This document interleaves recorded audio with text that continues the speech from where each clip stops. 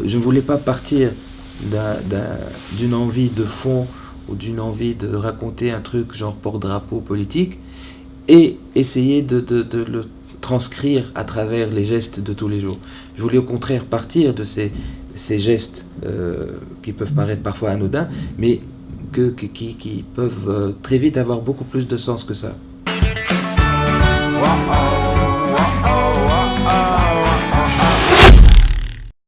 Hedi, ça veut dire aussi calme.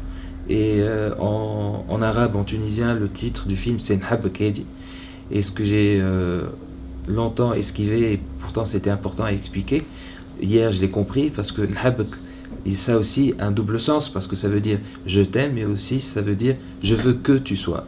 Donc le double sens devient évident par rapport à cette idée de conformisme parce que le titre devient je veux que tu restes calme, je veux que tu sois posé et serein, et c'est censé être quelque chose d'apaisant et de beau, mais parfois c'est suffocant. C'est une histoire d'amour, c'est l'histoire d'un mec simple qu'on trouve tous les jours en Tunisie et d'ailleurs partout dans le monde. Une très grande sensibilité d'écriture et de vision artistique avec cette simplicité. Et une simplicité qui n'est pas superficielle mais qui raconte beaucoup de choses sur les humains, sur la société tunisienne, sur l'amour, sur les choix de vie, sur la liberté, sur la société tunisienne, la révolution, la liberté. Et tout ça très subtilement, sans qu'il nous saute aux yeux. On dit comme ça, ouais.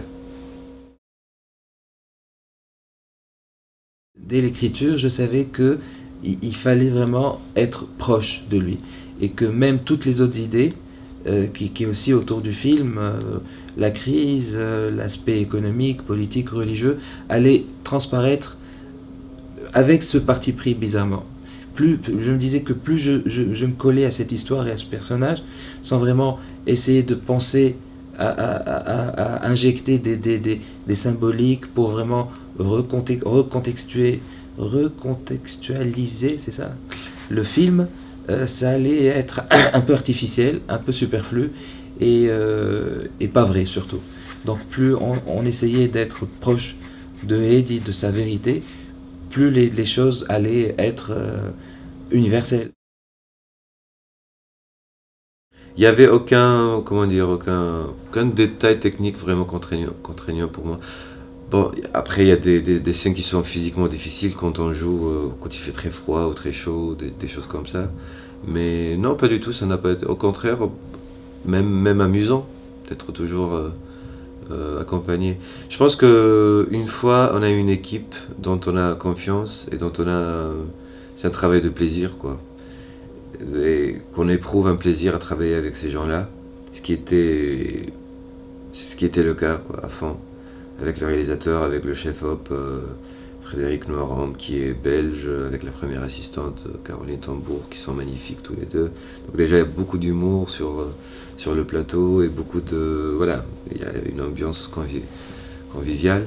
Et donc je pense que quand on travaille dans une ambiance pareille, même la fatigue, les contraintes physiques et tout, on peut facilement les dépasser.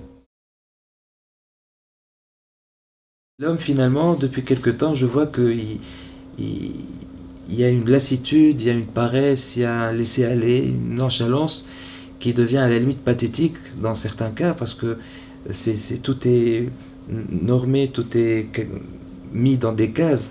Et comme on n'attend rien de lui, parce qu'on lui donne tout depuis l'enfance, il devient dans une situation où il n'y a plus de surprise, il n'y a plus de folie. C'est l'homme qui remet donc le salaire à la femme qui gère tout, parce qu'il y a les enfants, il y a la maison à entretenir et tout.